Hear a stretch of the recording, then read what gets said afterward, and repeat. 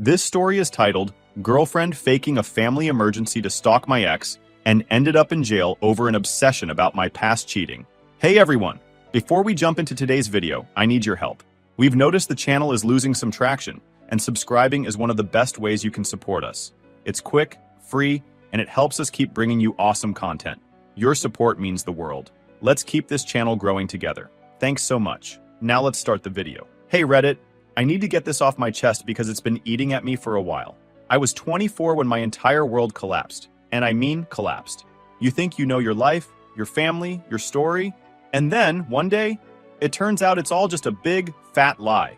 And I wasn't prepared for how much it would mess me up. Here's what happened.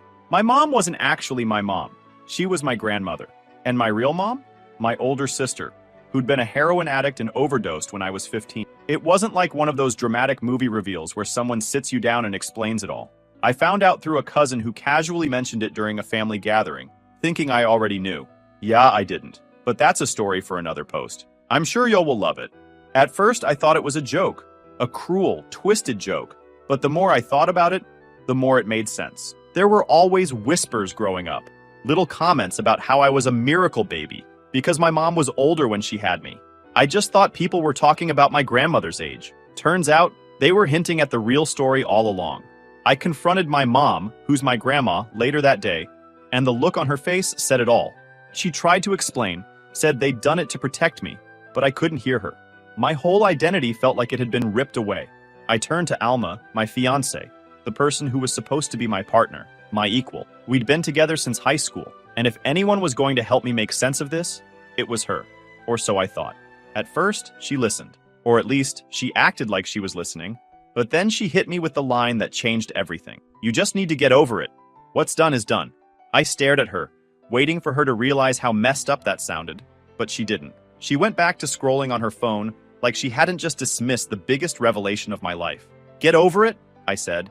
This isn't something you just get over, Alma. My entire life is a lie. Do you even understand what that feels like? Her response? A shrug. What do you want me to say? It's not like you can change anything now. That's when I realized something was off. Alma wasn't cold before, not like this anyway. She used to be the kind of person who cared about the little things, like whether I'd eaten lunch or how my day at work went. But after this, it was like a switch flipped. She stopped engaging with me completely. She wouldn't talk about her day. She wouldn't ask about mine. And intimacy? Non-existent. She wouldn't even hold my hand. Every time I tried to bridge the gap, she'd push me away. Sometimes literally. At first, I thought she just needed time. Maybe the news had thrown her too, and she didn't know how to process it. But as weeks turned into months, it became clear that this wasn't a phase. She was done. And I wasn't about to keep begging for scraps of affection. I started pulling back, not because I didn't care, but because it felt pointless to keep trying when nothing was changing. Alma and I were living in the same space, but it was like we were ghosts to each other. I stopped bringing up the things that mattered to me, stopped trying to initiate anything physical. It felt like we were just two people coexisting under one roof, not a couple. Deep down, I knew we were done. The connection we'd had for so many years was gone, and I didn't see a way to fix it. I thought about ending things 100 times, but every time, I stopped myself. Alma was my first love, my high school sweetheart. Breaking up with her felt like admitting that everything we'd been through together was for nothing. Instead, we just drifted. No big fights, no dramatic conversations, just this unspoken understanding that whatever we had was barely hanging on. We weren't happy, but we weren't officially over either. It was this weird limbo that felt suffocating. One night, I couldn't take it anymore. The silence in our apartment was unbearable, and I needed to get out. I went to a bar by myself, just to clear my head. At the bar, a woman struck up a conversation with me. She asked about my day, laughed at my dumb jokes, and actually seemed interested in what I had to say. It felt so foreign after months of being ignored at home. And yeah, I let it go too far. I slept with her. The next morning, I felt sick to my stomach. I looked at myself in the mirror and barely recognized the person staring back at me. This wasn't who I wanted to be. No matter how bad things were with Alma, this wasn't the answer. I knew that. Even though Alma and I were already broken, I couldn't keep this from her. I am by no means proud of myself for cheating. I owed her the truth.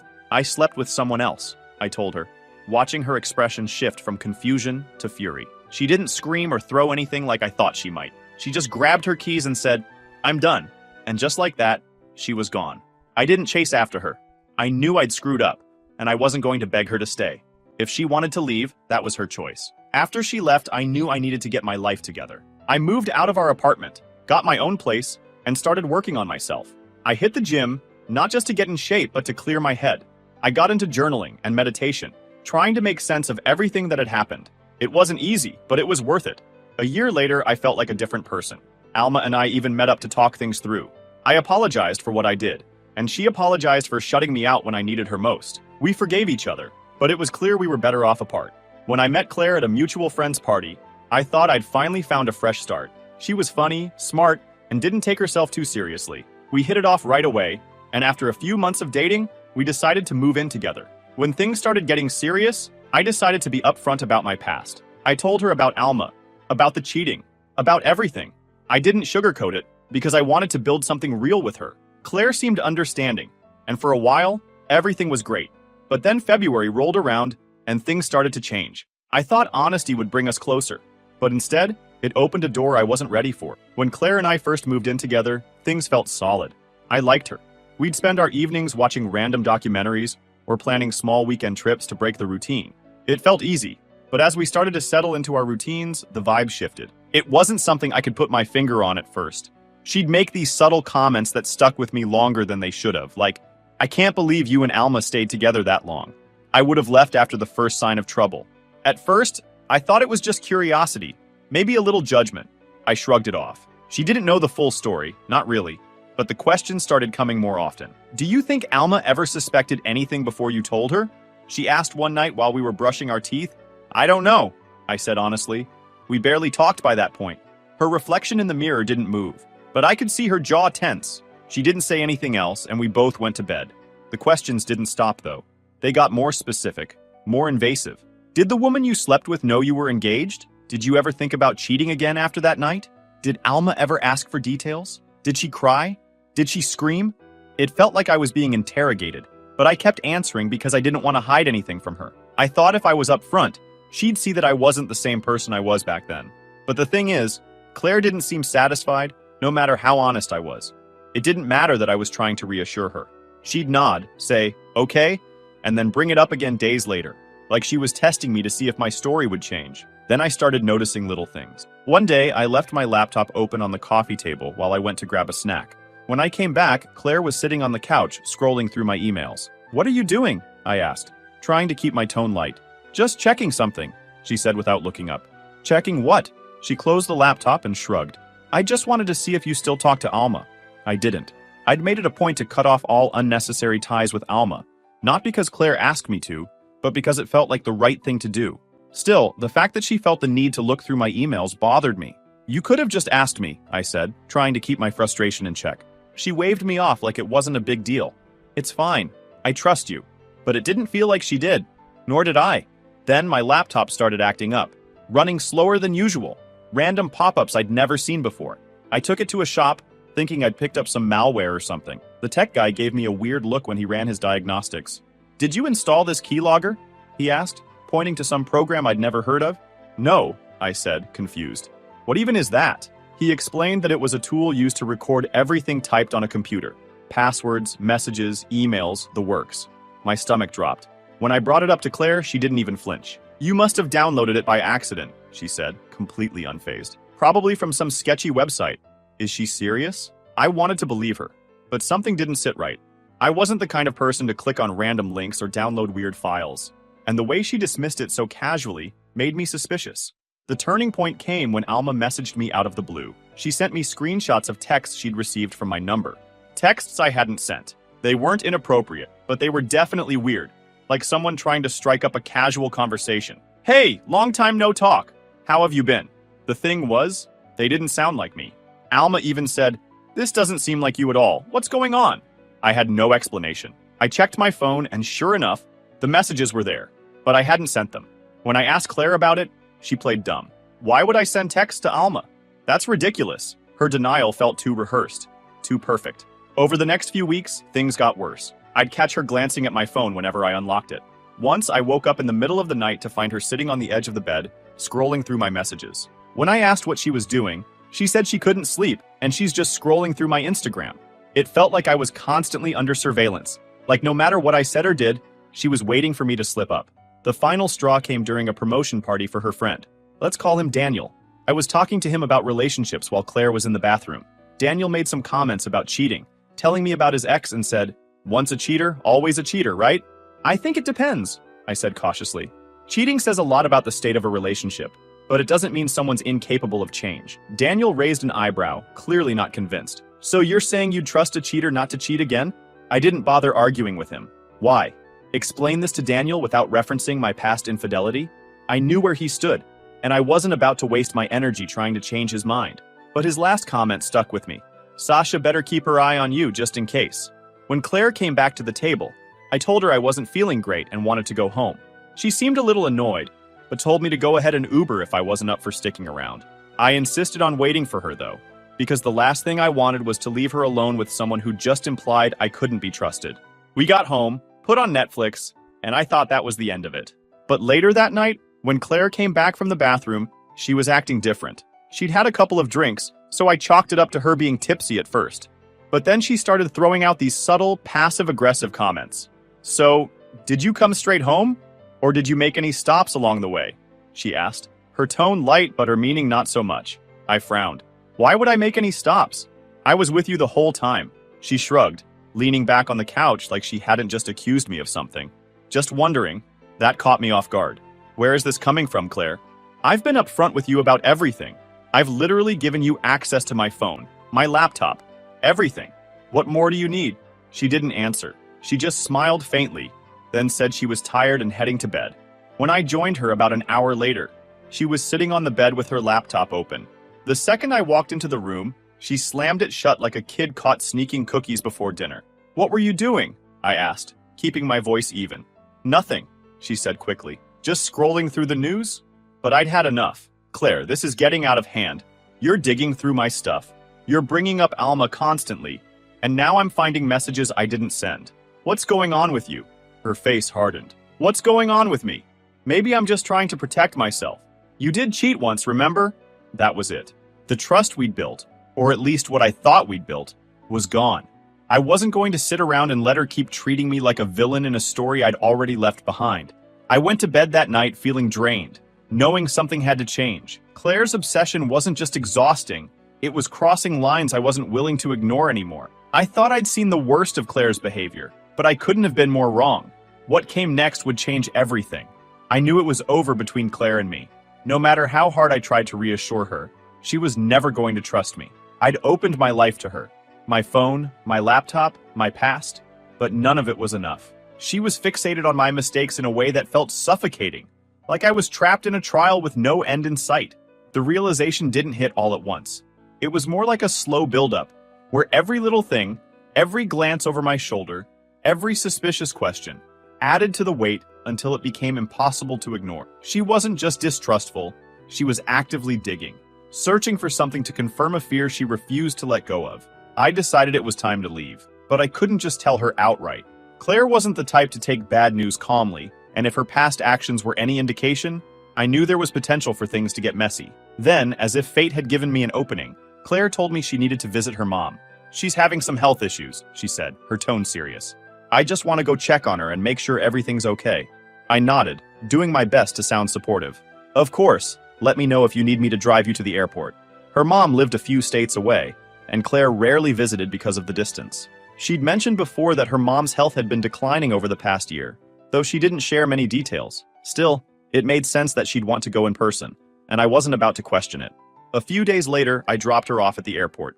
As I watched her disappear into the security line, I felt a wave of relief. Finally, I had some breathing room. This was my chance to take control of the situation. The first thing I did was pack my essential. I wasn't going to give Claire the opportunity to tamper with or destroy anything important. Clothes, important documents, sentimental items. I moved it all into a storage unit I rented a few miles away. It took me a full day and several trips back and forth, but by the evening, the apartment felt lighter, emptier. I own the apartment, so technically, Claire was just a month-to-month tenant. Legally, I had to give her 30 days written notice to move out, and I was prepared to do that as soon as she got back. But here's the thing. The idea of leaving anything in the apartment while she packed her things made my skin crawl. I couldn't shake the thought that she'd retaliate. After everything I'd seen, the trackers on my devices, the messages sent from my phone, I wasn't about to trust her with my belongings. As much as I hated thinking that way about someone I'd once cared about, it felt like the only logical choice. Once my essentials were moved, I focused on securing my devices.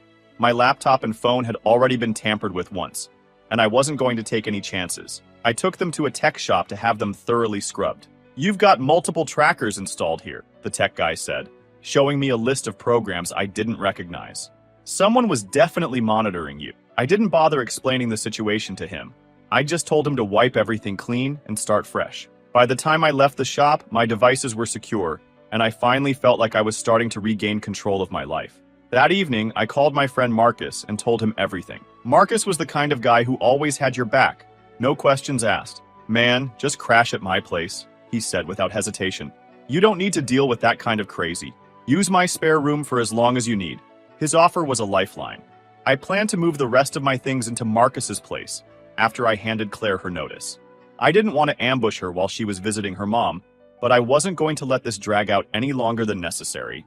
Then I got a message from Alma. "Hey, is everything okay with Claire?" she asked. Her tone was cautious, and the question immediately set me on edge. "Why do you ask?" I replied, my stomach already twisting. She took a while to respond, but when her message came through, it hit me like a punch to the gut. "Someone's been messing with my house. Gates left open, pots broken, stuff moved around my yard, and I swear I've seen the same car parked at the end of my block for days. Do you think it could be her?" I stared at the message, my mind racing. It seemed impossible. Claire might have been obsessive, but stalking my ex and vandalizing her property? That felt like a whole other level. "Do you have a photo of the car?" I asked, trying to keep calm. A few minutes later, Alma sent a picture. It was a dark sedan, one I didn't recognize. It wasn't my car, and it wasn't Claire's usual vehicle either. "Does this look familiar?" she asked. "No," I replied, though my gut told me there was more to this than coincidence. "But that doesn't mean it's not her." "I'm really sorry, Alma. I didn't want you dragged into any of this." She told me she'd reported the incidents to the police, but they hadn't been able to do much so far. "It's just creepy," she said. "I feel like I'm being watched constantly." I couldn't shake the feeling that she was right. Claire had already shown how far she was willing to go to feed her obsession. The fake messages to Alma, the trackers, her constant digging, it all pointed to someone who wasn't thinking rationally. Then she added, "I'm freaked out, and I don't want to be here alone." I knew going to Alma's place would only complicate things further, but I also felt responsible. Though Claire was out of town, or I assumed Danielle might be stalking her. Alma was being dragged into something she had nothing to do with, all because of Claire's fixation. So I asked her to send me the address to see what's going on there. When I pulled up to Alma's house, I spotted the dark sedan parked at the end of the street. My stomach sank. I parked my car in her driveway and was about to text her when the sound of screeching tires made me freeze. Claire's rented car came barreling down the street, stopping abruptly in front of Alma's house. She jumped out, her face contorted with rage. "You cheating bastard!" she screamed, storming toward me. "I knew it! The second I was gone, you couldn't wait to run back to her." I raised my hands, confused as hell, but shrill, trying to calm her. "Claire, what are you doing here?" "I never went to my mom's, you idiot," she spat. "I bought the ticket, but I turned around as soon as you left the airport. I've been watching you, waiting for you to slip up. And here you are?" My jaw tightened. "This isn't what you think." "Don't lie to me!" she shouted, her voice shaking. "You think I didn't know you'd come crawling back to Alma? You can't keep your prick in your pants for 1 second." At that moment, Alma opened her front door, clearly alarmed by the commotion. When Claire saw her, her fury shifted. "This is your fault!" Claire screamed, sprinting toward Alma. "Get back in the house!" I shouted at Alma. Thankfully, Alma reacted quickly, slamming the door shut and locking it before Claire could reach her. Enraged, Claire began hurling anything she could find, rocks, flower pots, even a small garden chair around Alma's yard. "Claire, stop!" I shouted, moving toward her. "Don't you dare come near me!" she screamed, her voice cracking. "I did all of this for you, for us, and you're standing there defending her?" I didn't know what to say. The situation had escalated so far beyond anything I could have imagined. Neighbors began peeking out of their windows, and a few even stepped outside to see what was going on. Within minutes, the police arrived, lights flashing as they pulled into Alma's driveway. Turned out Alma called them as soon as she heard her screaming. The officers separated us, taking statements from everyone involved. Alma showed them photos of the damage to her property. as well as pictures of the dark sedan parked at the end of her block. She also pulled up screenshots of the messages Claire had sent pretending to be me. When it was my turn to speak, I explained everything. How Claire had been obsessively monitoring me, the tracker she'd installed on my devices, and the fake messages she'd sent to Alma and others. What surprised me most was Claire's response. She didn't deny anything. She admitted to stalking Alma's social media to figure out where she lived, to renting the car so she wouldn't be recognized, and even to watching Alma's house for days. The worst moment came when the officers placed her in handcuffs and began escorting her to the police car. She turned to me, her eyes wild, and said, "I did this for us. For our love. You'll see. We're meant to be together." Her words sent a chill down my spine. After Claire was taken away, one of the officers approached me. "You might want to consider getting a restraining order," he said, his tone professional but firm. I nodded, my mind still spinning. Alma came out of her house once the scene had calmed down. "I don't want any part of this," she said quietly. "I've already deleted my Instagram. Please don't contact me again. I can't handle this kind of drama in my life." I didn't blame her. Driving back to my buddy Marcus's place that night, I felt a strange mix of emotions. I knew things with Claire had been bad, but I never thought they'd escalate to this level. What haunted me most was the look in her eyes when she told me she'd done it all for our love, and the fact that she faked this whole family emergency to prove a point. I realized then that Claire wasn't just obsessive, she was dangerous. The next few days were a whirlwind of police reports, phone calls, and legal consultations. I filed for a restraining order immediately, and Alma did the same. The officers who handled the incident at Alma's house were incredibly helpful, guiding us through the process and making sure we felt supported. It didn't take long for Claire's actions to catch up with her. The evidence was overwhelming. The trackers on my devices, the fake messages, the stalking, the damage to Alma's property, and the worst part, Claire truly believed that what she'd done was justified. The officer assigned to the case told me during a follow-up call, this wasn't just about distrust, this was about control. And when she felt like she was losing it, she escalated. "It's good you got out when you did."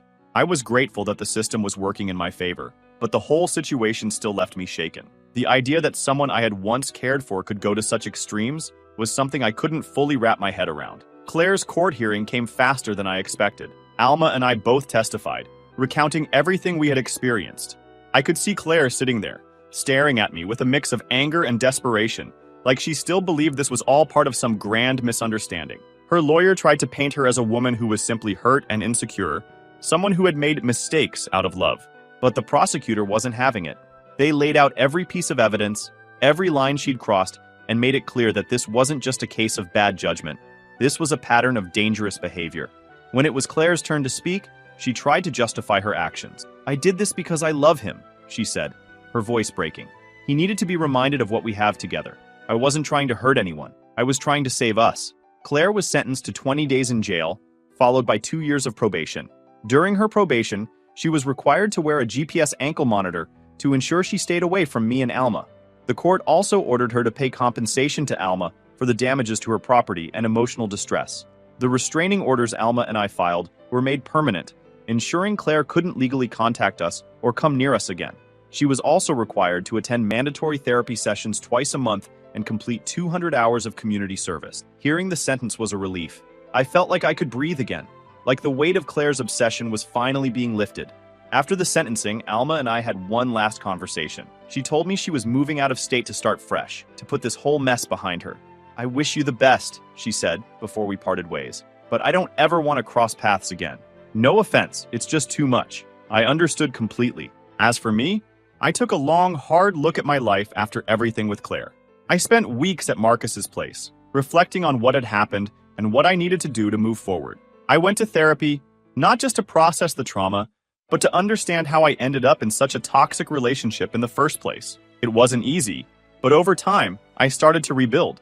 I moved into a new apartment, one that felt like a clean slate.